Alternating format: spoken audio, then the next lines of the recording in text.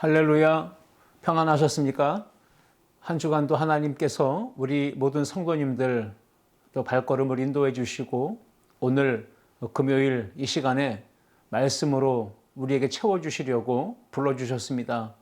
함께 귀를 기울이며 말씀 들을 때에 성령의 감동하심이 있길 원하고 하나님의 은혜와 성령으로 충만해서 여러분의 모든 삶이 승리하는 삶으로 하나님의 영광을 드러내는 복된 삶이 될 수 있기를 주님의 이름으로 축복합니다. 기도하신 후에 말씀 나누겠습니다. 하나님 아버지 감사합니다. 금요일 이 시간에 신령과 진정으로 예배하여 하나님이 찾으시는 진정한 예배자로 나아가길 원하는 우리 성도들 겸손히 머리를 조아립니다. 주님 앞에 마음을 활짝 엽니다. 말씀을 들을 때에 겸손하게 주의 음성으로 아멘하여 받게 도와주시고 그 말씀이 우리의 삶에 적용되고 실천되어 하나님께 영광 돌리는 복된 삶이 되도록 주님께서 역사해 주옵소서. 우리가 오늘도 기도하기 원하여 하나님 앞에 나아갑니다. 가정, 자녀, 부모, 형제, 우리의 일터와 사업, 학업, 우리에게 주신 꿈과 비전과 맡겨주신 사명과 직분을 감당하기 위하여 나의 힘으로 하지 아니하고 하나님의 능력을 힘입어 하기 원하오니 주님 우리에게 힘 주셔서 지혜 주셔서 능히 모든 일들을 잘 감당할 수 있도록 도와주옵소서. 이 시대적인 사명을 깨닫고 기도하기 원합니다. 어려움 가운데 봉착한 나라와 민족을 위하여 중보하는 밤이 되게 도와주시고 우리 성도들 그 자리에서 하나님의 임재와 놀라운 역사를 체험하도록 주님께서 친히 그곳에 함께하여 주옵소서. 예수님의 이름으로 기도하옵나이다. 아멘. 오늘은 시편 9편 말씀을 가지고 함께 은혜를 나누겠습니다. 오늘 본문의 말씀을 먼저 다 같이 함께 합독해서 읽기를 원합니다. 시편 9편 1절부터 20절까지 오늘 말씀을 함께 합독해서 읽겠습니다. 시작. 내가 전심으로 여호와께 감사하오며 주의 모든 기이한 일들을 전하리이다. 내가 주를 기뻐하고 즐거워하며 지존하신 주의 이름을 찬송하리니 내 원수들이 물러갈 때에 주 앞에서 넘어져 망함이니이다. 주께서 나의 의와 송사를 변호하셨으며 보좌에 앉으사 의롭게 심판하셨나이다. 이방 나라들을 책망하시고 악인을 멸하시며 그들의 이름을 영원히 지우셨나이다. 원수가 끊어져 영원히 멸망하였사오니 주께서 무너뜨린 성읍들을 기억할 수 없나이다. 여호와여 영원히 앉으시며 심판을 위하여 보좌를 준비하셨도다. 공의로 세계를 심판하시며 정직으로 만민에게 판결을 내리시리로다. 여호와는 압제를 당하는 자의 요새이시요 환난 때의 요새이시로다. 여호와여 주의 이름을 아는 자는 주를 의지하오리니 이는 주를 찾는 자들을 버리지 아니하심이니이다. 너희는 시온에 계신 여호와를 찬송하며 그의 행사를 백성 중에 선포할지어다. 피 흘림을 신문하시는 이가 그들을 기억하시며 가난한 자의 부르짖음을 잊지 아니하시도다. 여호와여 내게 은혜를 베푸소서. 나를 사망의 문에서 일으키시는 주여 나를 미워하는 자에게서 받는 나의 고통을 보소서. 그리하시면 내가 주의 찬송을 다 전할 것이요 딸 시온의 문에서 주의 구원을 기뻐하리이다.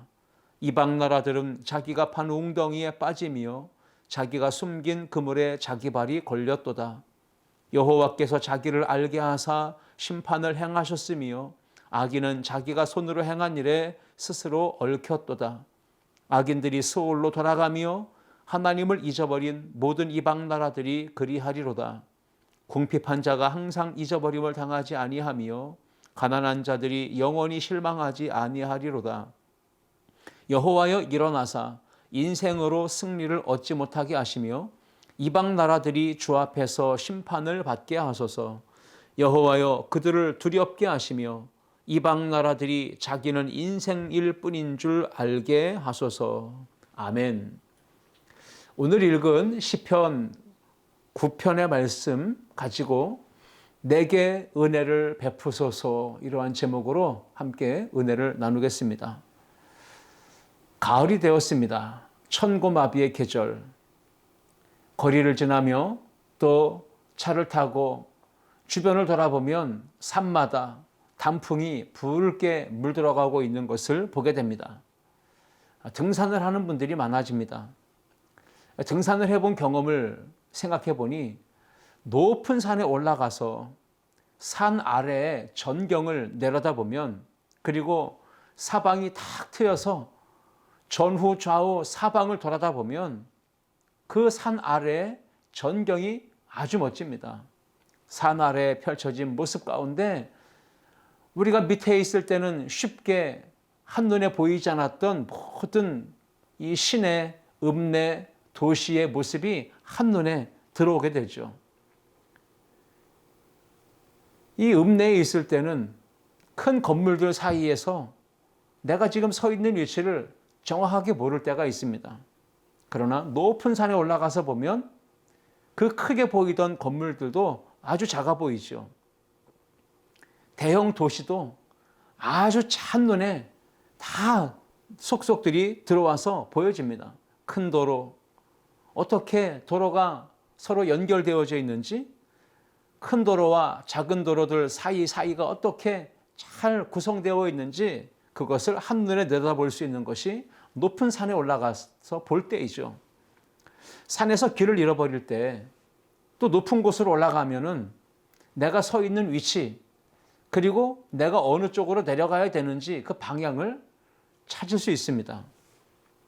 오늘 제가 서론에 이런 이야기를 한 이유는 시편 9편의 이 내용을 묵상하는 가운데 이 시인 다윗이 지금 처한 상황이 산 정상에, 이 산 봉우리에 올라가는 순례자의 모습과 같습니다. 왜냐하면 인생이 그 현장에 있으면 힘들고 답답하고 고난이 있고 또 주변의 환경이나 어려움을 또 겪게 되면서 대적들을 만나게 되면서 우리가 높은 곳에 올라가면 볼 수 있지만 그 삶의 고난의 현장에 있을 때는 볼 수 없는 그런 모습들이 있기 때문이죠. 다윗은 어려움을 겪을 때 영적인 산봉우리로 올라갑니다. 그리고 그곳에서 자신이 처한 상황을 하나님께 낱낱이 고백하며 아뢰고 있습니다. 그 하나님의 도우심을 구하는 이 시편 9편의 이 내용을 오늘 우리가 함께 살펴보면서 은혜를 나누고자 합니다. 시편 9편의 내용이 산봉우리로 올라가는 이 다윗의 모습을 소개한다고 했는데, 이 산봉우리, 높은 영적인 봉우리는 어디를 가리키냐면 하나님의 보좌를 가리킵니다. 가장 높은 곳에 있는 하나님의 보좌를 향하고 있는 다윗의 영적 도전, 영적 믿음의 발걸음이다, 이렇게 보시면 되겠습니다.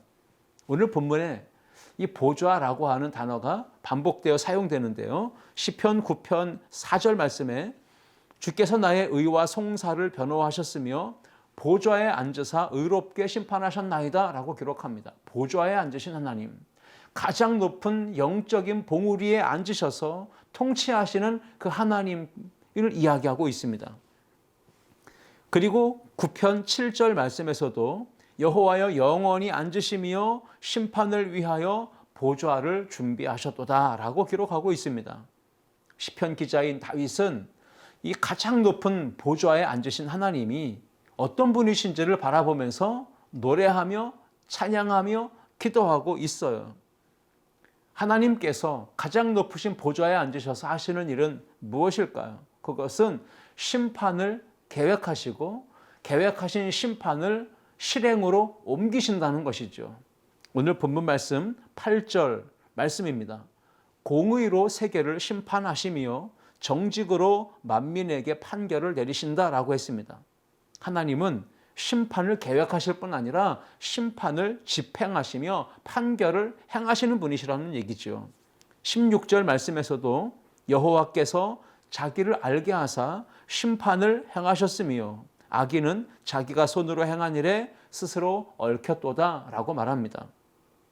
가장 높은 보좌에 앉으신 하나님은 심판을 계획하시고 심판을 실행하십니다. 오늘 본문 19절 말씀에서도 다윗은 이렇게 기도하고 있습니다. 여호와여 일어나사 인생으로 승리를 얻지 못하게 하시며 이방 나라들이 주 앞에서 심판을 받게 하소서. 다윗은 이미 하나님이 행하시는 심판을 경험한 체험이 있습니다. 그리고 이제 그 경험과 체험을 바탕으로 해서 앞으로 이방 나라들이, 인생들이, 대적자들이 하나님의 심판대 앞에 서서 하나님으로부터 판결을 받게 해달라고 간청하며 요구하는 기도를 드리고 있습니다. 그러므로 다윗은 지금 가장 높은 곳에 계신 하나님, 보좌에 앉으신 하나님께 심판해 주시기를 바라보며 기도하는 것입니다. 오늘 시편을 보면 가장 밑바닥에 그 인생의 자리에서 고통과 아픔을 겪는 그 모습을 감추지 않고 그대로 이야기하고 있는 걸 봅니다. 오늘 본문 12절에 보시면 피 흘림이라는 고통을 호소하고 있습니다. 피 흘림을 신분하시는 이가 그들을 기억하시며 가난한 자의 부르짖음을 잊지 아니하시도다 라고 기록하고 있습니다. 피 흘리는 것, 또 가난한 자의 부르짖음, 이것이 바로 인생의 가장 낮은 밑바닥에 있는 인생들이 겪게 되는 고통이며 탄식의 소리입니다. 시편 9편 18절 말씀에서도 가난한 자의 부르짖음을 계속 호소하고 있습니다. 궁핍한 자가 항상 잊어버림을 당하지 아니하며 가난한 자들이 영원히 실망하지 아니하리로다 라고 기록합니다. 다윗은 지금 가장 높은 곳에 계신 하나님께 가장 낮은 자리에서 고통당하는 인생들의 아픔을 그대로 이야기하며 하나님께 도움을 요청하고 있습니다. 피 흘림, 가난한 자, 궁핍한 자, 이러한 모습을 그대로 호소하면서 그 심각한 그 당시의 자신의 상황과 그 시대적 상황을 하나님께 올려드리고 있습니다.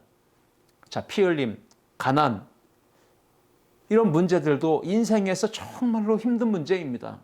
그런데 다윗은 지금 그보다 더 훨씬 어려운 자신이 겪고 있는 고통을 이렇게 표현합니다. 13절 말씀에 사망의 문이라고 하는 단어가 나오죠. 읽어보실까요? 여호와여 내게 은혜를 베푸소서. 나를 사망의 문에서 일으키시는 주여. 나를 미워하는 자에게서 받는 나의 고통을 보소서. 다윗은 지금 가장 밑바닥에 처한 자신의 인생이 겪는 아픔을 사망의 문이라는 단어로 표현하고 있습니다. 사망의 문. 그리고 다윗은 미워함을 당하고 있습니다. 미움을 받고 있고요. 그것으로 인하여 고통 가운데 처해 있다고 자신의 처한 상황을 보도하고 있습니다. 그러니까 큰 틀에서 본다면 시편 기자인 다윗은 오늘 9편에서 가장 높은 곳에 이 보좌에 앉으신 하나님의 심판 판결을 한편에 놓고 그 정반대에 가장 낮은 인생의 밑바닥의 자리에서 가난하며 궁핍하며 피 흘림을 당하는 그러한 사망의 고통 가운데 있는 약자의 그 극과 극을 정면으로 대조하면서 이야기하고 있는 겁니다.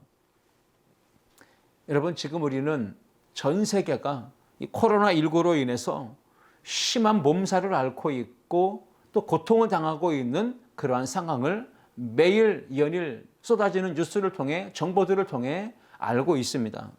경제적으로 또 사회적으로 국가적으로 많은 사람들이 심리적으로 정신적으로 고통을 흘리며 피 흘리는 듯한 또 압제당하는 듯한 또 가난한 자들의 부르짖음이 더욱 심하게 울려 퍼지고 탄식의 목소리가 더 강력하게 들려지는 그러한 시대를 지금 우리가 목도하고 있습니다.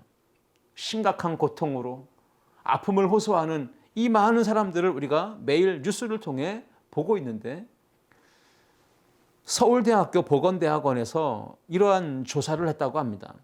코로나19와 관련된 뉴스들 그리고 쏟아지는 다양한 정보들 그것들을 통해서 느낀 감정들을 조사해서 이런 통계를 냈는데요.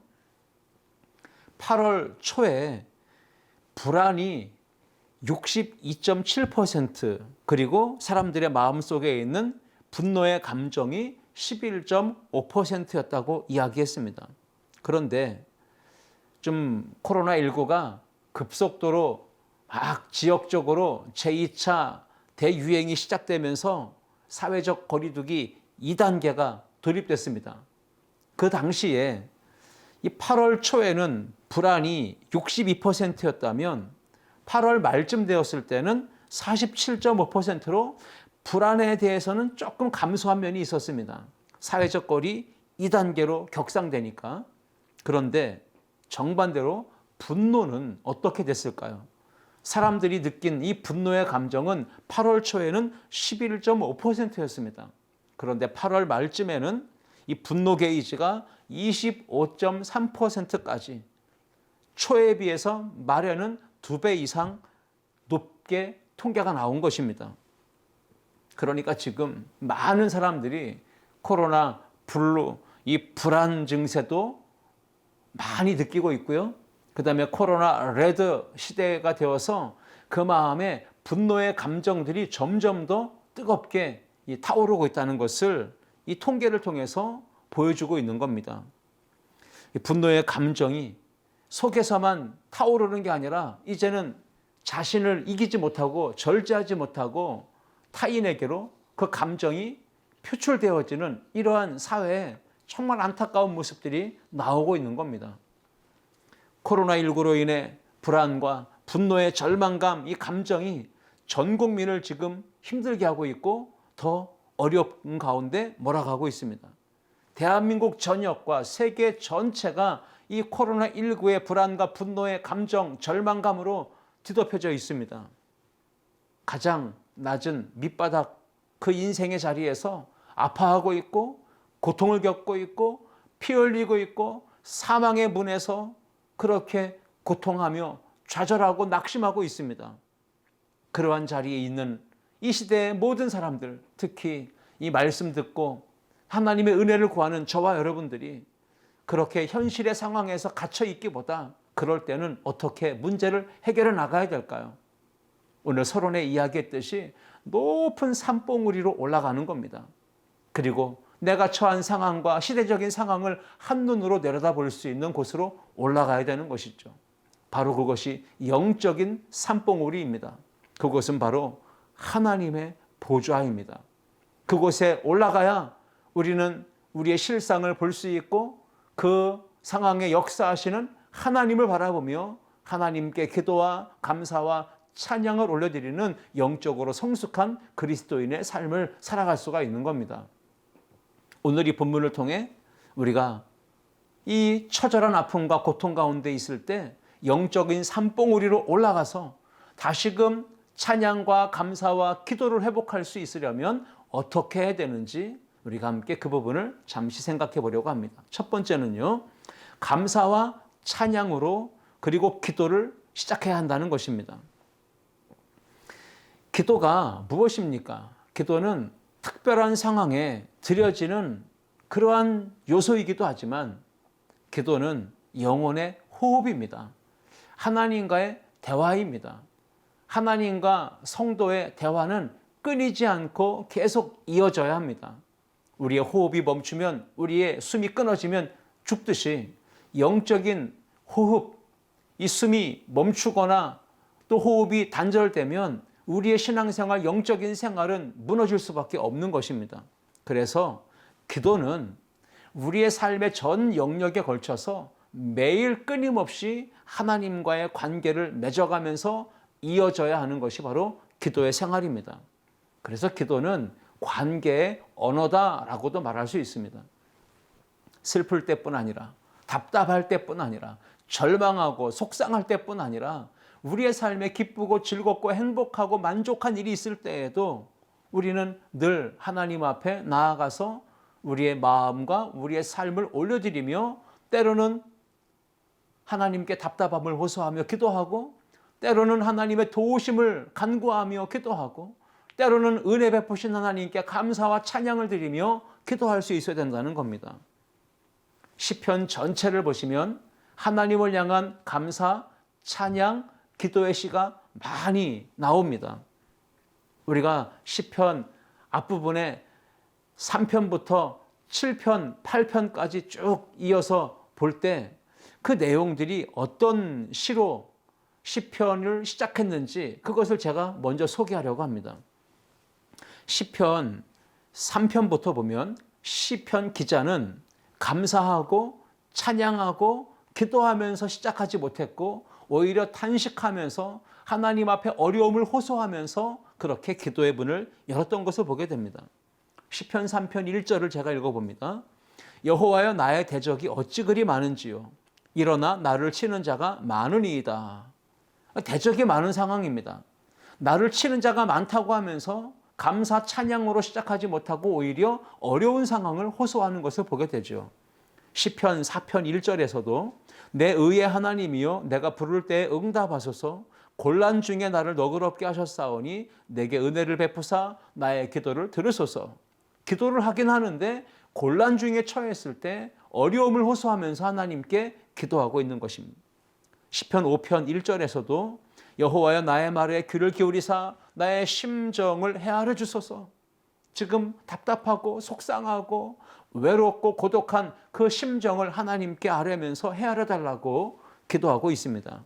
시편 6편 1절에서도 여호와여 주의 분노로 나를 책망하지 마시오며 주의 진노로 나를 징계하지 마옵소서. 분노, 진노 이러한 단어가 나오는 걸 보면 감사하고 찬양하고 시작하는 시편의 많은 내용들과는 많은 차이가 있는 걸 보게 되죠. 시편 7편 1절에서도 여호와 내 하나님이여 내가 주께 피하오니 나를 쫓아오는 모든 자들에게서 나를 구원하소서. 지금 시인은 피하고 있는 상황이고요. 누군가로부터 쫓김당하고 있는 상황입니다. 그러한 상황에서 하나님의 도우심 구원을 요청하고 기도를 드립니다. 자, 이렇게 시편 기자가 대다수의 시편은 찬양하고 감사하고 하나님께 이렇게 영광 돌리면서 시작을 하고 있는데 3편부터 7편까지 쭉 보시면 그 시작이 감사 찬양이 아니고 오히려 어려움을 호소하고 있는 그런 모습을 보게 됩니다. 찬양으로 시작하지 못합니다. 감사함으로 시작하지 못하는 걸 봅니다. 마치 우리의 현재 상황과 흡사하지 않는가 하는 생각을 해보게 됩니다. 하루를 여는 아침 첫 시간이 되었을 때 저나 여러분이나 어떻게 하루의 문을 열어가고 있습니까? 하나님께 감사합니다. 찬양합니다. 하나님 오늘도 생명 주시고 또 하루를 허락해 주신 것 감사하면서 하루를 열어가고 있습니까? 하나님을 찬양하면서 기쁨 가운데 하루를 시작하고 있습니까?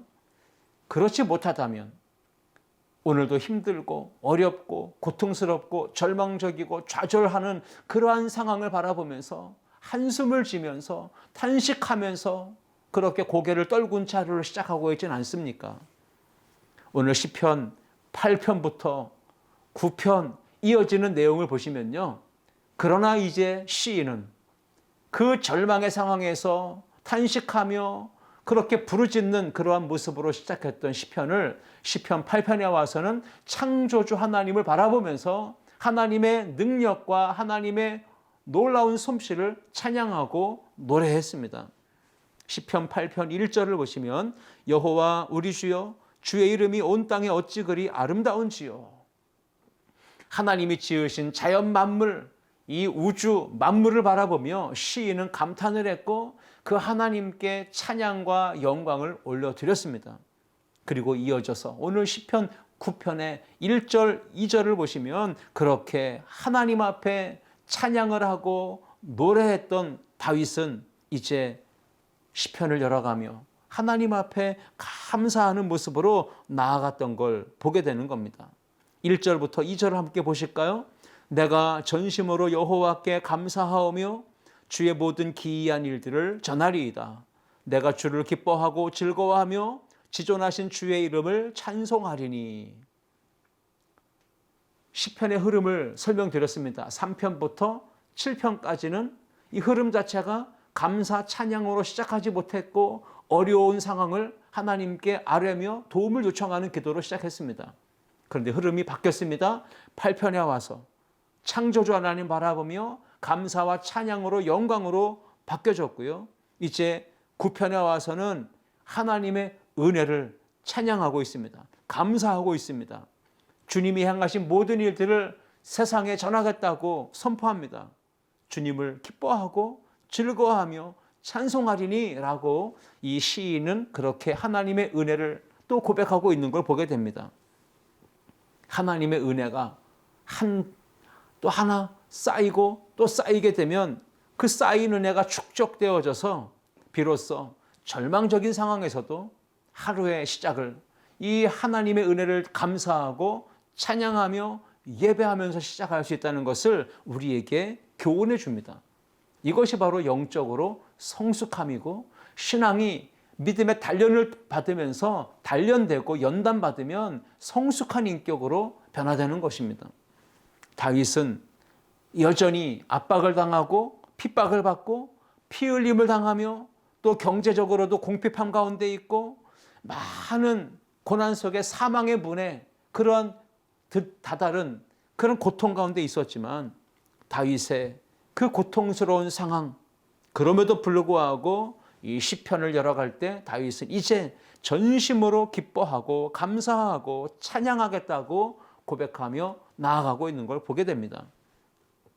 눈앞에 있는 현실 속에서는 문제와 아픔과 시련과 고통이 눈앞에는 여전히 있지만 하나님의 은혜를 계속해서 묵상하고 그 하나님이 행하신 기이한 일들을 생각할 때는 하루를 탄식으로 시작하는 것이 아니라 이제는 온 마음과 온 힘, 전심을 다해서 먼저 감사의 입술을 열어 찬양하고 기쁨으로 하나님을 노래할 수 있다는 것입니다.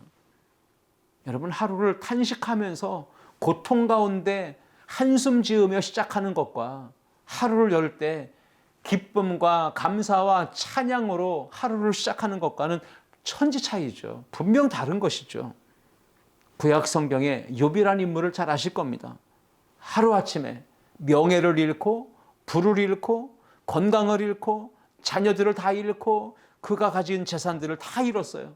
알거지가 됐습니다.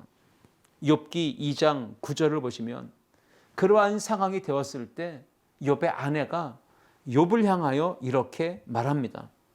그의 아내가 그에게 이르되 당신이 그래도 자기의 온전함을 굳게 지키느냐? 하나님을 욕하고 죽으라. 이렇게 자기 남편이 고통당하고 있을 때 욥의 아내는 그렇게 저주하면서 죽으라고 말합니다. 여러분, 그렇게 힘든 상황에 처한 욥은 어떻게 반응했을까요? 욥기 1장 20절과 22절까지 말씀인데요. 제가 읽어보겠습니다. 욥이 일어나 겉옷을 찢고 머리털을 밀고 땅에 엎드려 예배하며 고통스러운 상황에 처했을 때 그 아내로부터 상처받는 말을 들었을 때 욥은 오히려 땅에 엎드려 예배합니다.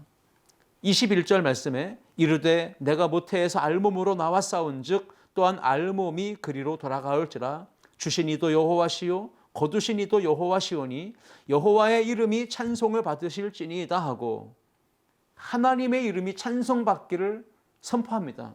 그리고 22절에서 이 모든 일에 욥이 범죄하지 아니하고 하나님을 향하여 원망하지 아니하니라. 입술을 열어 범죄할 수도 있고 원망하고 불평할 수도 있고 하지만 욥은 그 입을 열어 범죄하지 않고 원망하지 않았습니다. 이것이 바로 성숙한 그리스도인의 모습입니다. 오히려 욥은 온 힘을 다해서 죽을 지경에 놓인 그 상황에 하나님 앞에서 전심으로 감사하고 찬양하며 살기 위해 모든 남아있는 에너지, 힘을 집중하고 쏟아붓고 있는 걸 보게 됩니다. 영적으로 성숙한 그리스도인은 어려움 가운데 있을 때 원망하거나 불평하거나 범죄하지 아니하고 오히려 온 힘, 에너지를 집중하여 하나님께 감사하고 찬양하는 삶을 선택하며 나아갑니다. 이것이 바로 영적인 봉우리에 올라가서 우리에게 닥친 현실의 시련, 비바람, 고통, 문제를 믿음으로 바라보는 것입니다. 그러할 때 우리는 하나님의 은혜를 힘입을 수 있고요. 이 어려운 고통과 시련의 때를 믿음의 눈으로 바라보며 넉넉하게 이겨나갈 수 있는 새 힘을 공급받게 됩니다.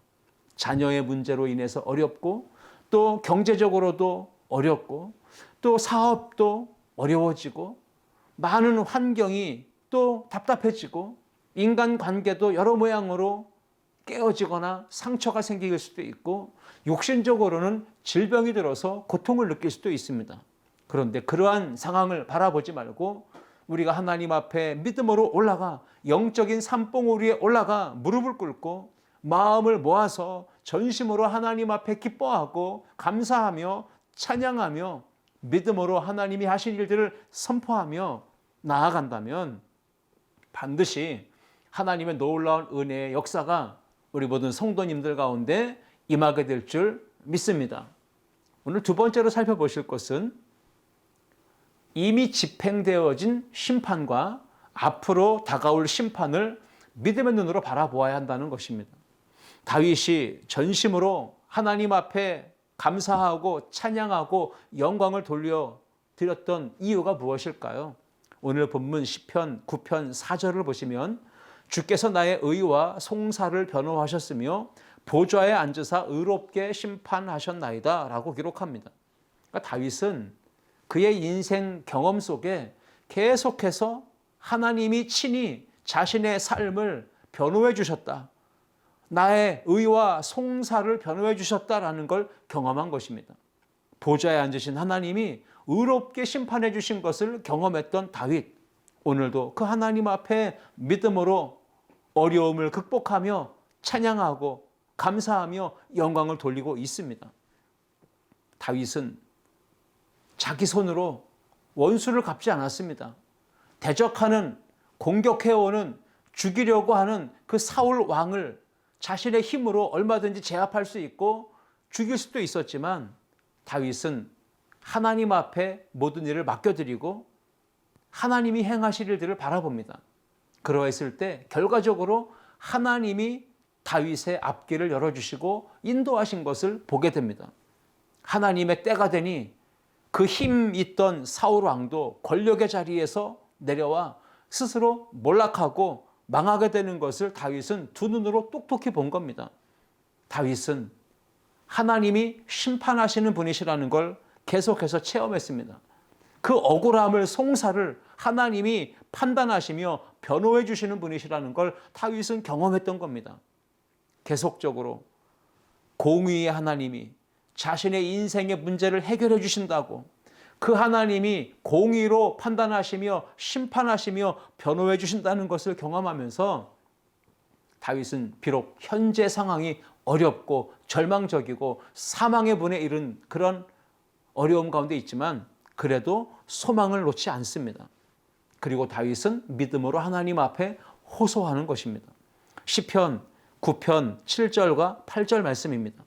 여호와께서 영원히 앉으시며 심판을 위하여 보좌를 준비하셨도다. 공의로 세계를 심판하시며 정직으로 만민에게 판결을 내리시리로다.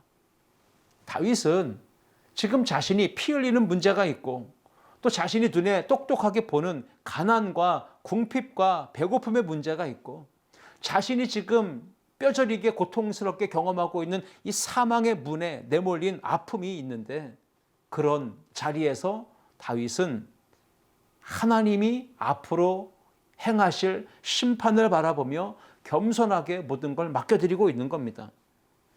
그러므로 저나 여러분이나 두 가지 심판 사이에 오늘을 살아가고 있습니다. 첫 번째, 이미 과거에 이루어진 심판입니다. 그것이 바로 십자가에서 우리의 죄를 대신하여 죽으실 때 우리의 모든 죄값이 사해지는 그 하나님의 저주의 심판을 예수님께서 십자가에서 담당하셨다는 것입니다.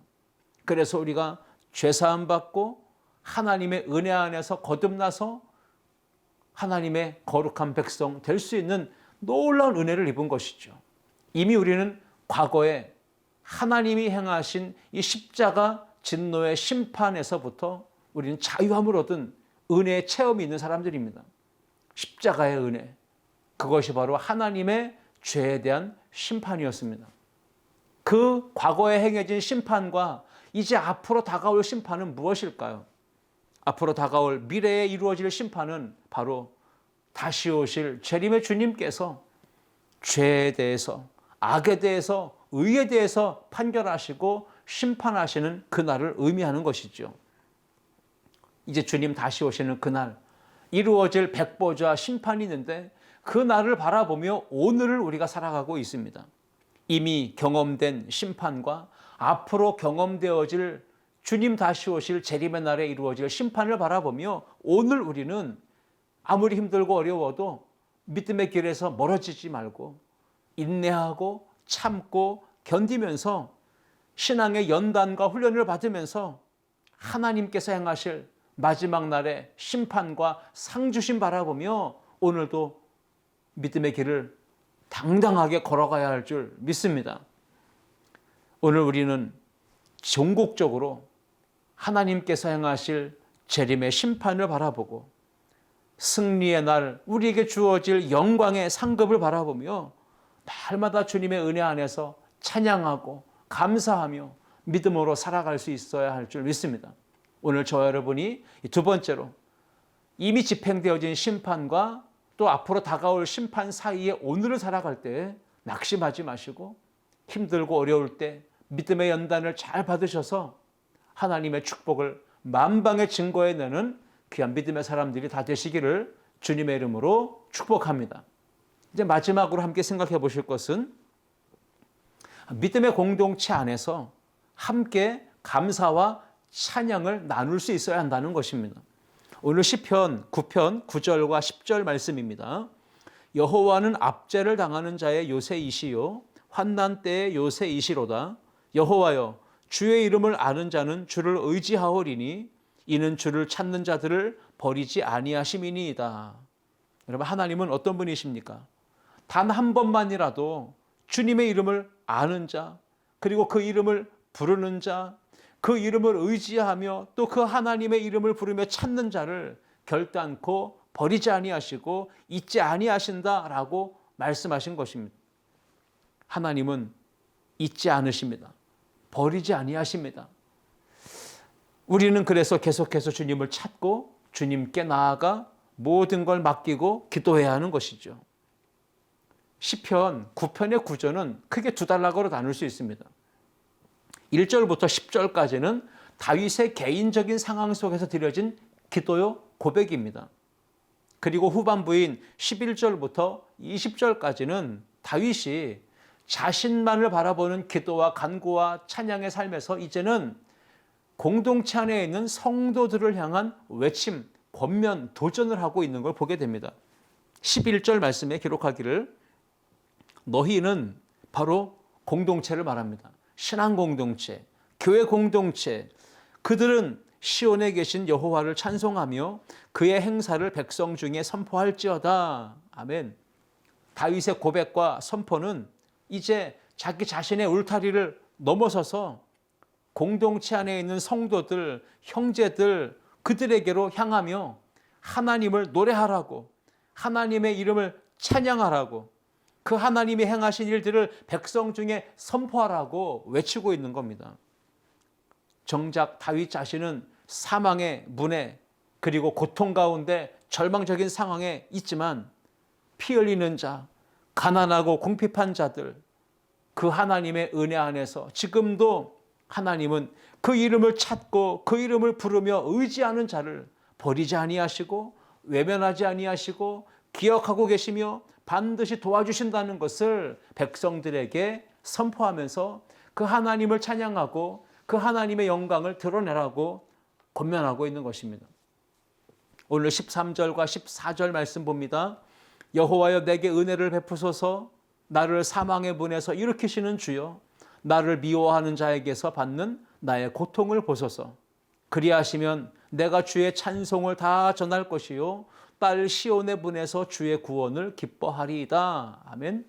여기 딸 시온의 문이라는 것은 시온산, 곧 예루살렘 성전 있는 그 곳에 모여진 공동체, 그 모인 무리를 말하는 것이죠. 피 흘리는 압박과 가난과 궁핍함, 곤궁함의 문제, 그리고 사망의 고통 앞에 서서 그 백성들이 기억해야 될 것, 그리고 저와 여러분이 오늘 기억해야 될 것은 무엇일까요? 바로 하나님이 우리에게 은혜를 베푸신다면, 하나님이 먼저 우리에게 은혜를 또 베푸셨다면 이제 우리는 그 이유를 물어봐야 합니다. 하나님, 왜 나에게 은혜를 베푸셨습니까?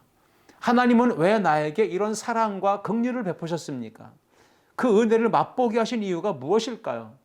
그러면서 하나님께서 우리를 영적인 높은 봉우리 위에 올라서서 믿음으로 하나님을 찬양하게 하시고 기도하게 하시며 감사하게 하신 이유는 무엇일까요? 이 부분에 대한 답은 바로 이것입니다. 주변에 우리들 주위에 피 흘림을 당하거나 압박을 당하거나 또 가난함에 처해 있거나 궁핍함과 곤궁함에 빠져 있거나 사망의 음침한 골짜기에서 허덕이는 많은 사람들이 있다면 그들에게 이 하나님의 사랑과 은혜의 복음을 선포하게 하려는 거예요. 그것이 바로 우리에게 먼저 은혜를 맛보게 하시는 목적이고 영적인 봉우리에 올라서게 하신 목적이라는 것입니다. 시편 9편 12절 말씀에 시인은 하나님을 이런 분으로 표현합니다. 피 흘림을 신문하시는 이 하나님이시죠.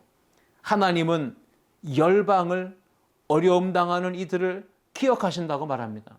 그리고 가난한 자의 부르짖음을 잊지 아니하시는 분이라고 선포하고 있습니다. 시편 9편 18절 말씀에서도 궁핍한 자가 항상 잊어버림을 당하지 아니하고 가난한 자들이 영원히 실망하지 않는다라고 고백하고 있습니다. 여러분, 보좌에 앉으신 하나님, 가장 높은 곳에 계신 그 하나님이 지금 인생의 가장 낮은 밑바닥에 처해서 고통 가운데 신음하며 가난과 궁핍과 공공함과 사망의 골짜기를 지나며 어려움 가운데에는 우리를, 저와 여러분을 잊지 않으신다는 거예요. 기억하신다는 거예요. 그리고 돌보신다는 것입니다. 은혜를 베푸신다는 사실입니다. 여러분, 이 믿음을 가지시기를 주의 이름으로 축복합니다. 말씀을 맺겠습니다. 시편 9편에서 다윗은 하나님은 이런 분이라 라고 선포하며 고백했던 겁니다. 오늘 이 말씀을 묵상한 저와 여러분들도 다윗의 선포에 나온 하나님을 경험했으면 좋겠고 그 하나님을 선포하며 찬양하며 믿음으로 살아가시고 기도할 때 응답받는 놀라운 역사를 체험하는 우리 모두가 되시기를 주님의 이름으로 축복합니다. 다윗이 만난 하나님, 선포하는 하나님은 바로 변호하시는 하나님입니다. 4절 말씀에 나왔듯이. 그리고 다윗이 경험하고 선포한 하나님은 승리를 주신 하나님이십니다. 6절 말씀처럼요. 다윗이 경험한 하나님은 심판하시며 판단하시는 공의의 하나님이십니다. 8절에 나오지요. 하나님은 피난처요 요새가 되어주십니다. 9절입니다. 그리고 하나님은 모든 가난한 사람들의 그 아픔을 돌아보시며 잊지 않으시고 기억하시는 분이십니다. 12절 말씀처럼. 하나님은 은혜를 베푸시는 분이십니다. 13절 말씀. 이제 마지막 20절에서 하나님은 공의로 통치하시는 분이시다라는 것을 다윗이 선포하고 고백한 겁니다. 그 하나님이 오늘 저와 여러분의 인생 가운데도 함께 하시며 놀랍게 역사하실 줄 믿습니다. 그러므로 지금 당장 눈에 보이는 어려운 상황에 주저앉지 마시고 낙심하고 포기하고 슬퍼하지 마시고 힘을 내셔서 우리의 있는 온 힘과 정성을 다해서 전심으로 기뻐하고 감사하고 찬양하며 하나님께 영광을 돌리며 살아가는 우리 아름다운 교회 성도들, 우리 모든 주의 백성들이 되시기를 주님의 이름으로 축복합니다. 기도하시겠습니다. 하나님 아버지, 은혜를 감사합니다. 하나님은 변호자이시며 승리를 주시며 심판하시며 피난처요 요새가 되어주시며 우리의 모든 삶을 잊지 아니하시고 기억하여 주시며 하나님은 부르짖는 자의 간구를 들어 응답해 주시며 은혜를 베푸시는 분이시고 공의로 정의로 세상을 다스리시고 통치하시는 분이신 줄 믿습니다. 다윗이 그러한 하나님을 선포하고 그 하나님 바라보며 어려움 중에도 전심으로 기뻐하고 감사하고 찬양하며 영광 돌렸듯 이 시간 우리 모든 성도들도 다윗의 믿음 가지고 하나님의 은혜를 찬양하며 감사하고 영광 돌리는 모든 성숙한 백성들이 되게 하여 주옵소서. 이 시간 우리가 함께 말씀 붙잡고 기도하며 나갈 때 하나님이여 하늘문을 여시고 하나님의 능력과 권능을 우리 성도들 무릎을 꿇고 머리를 조아린 그곳에 충만하게 허락하여 주옵소서. 모든 영광과 찬송을 주께 올려드리며 예수님의 이름으로 기도하옵나이다. 아멘.